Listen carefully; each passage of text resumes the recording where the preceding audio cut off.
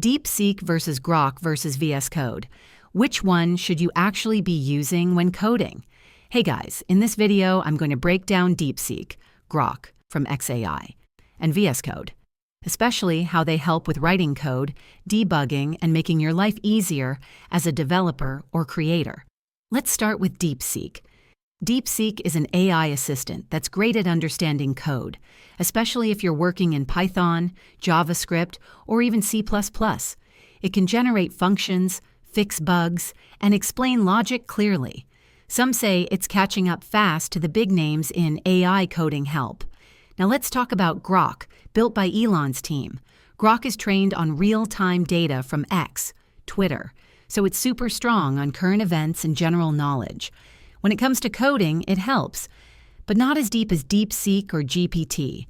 Still useful for quick fixes or logic ideas, just not always the most precise.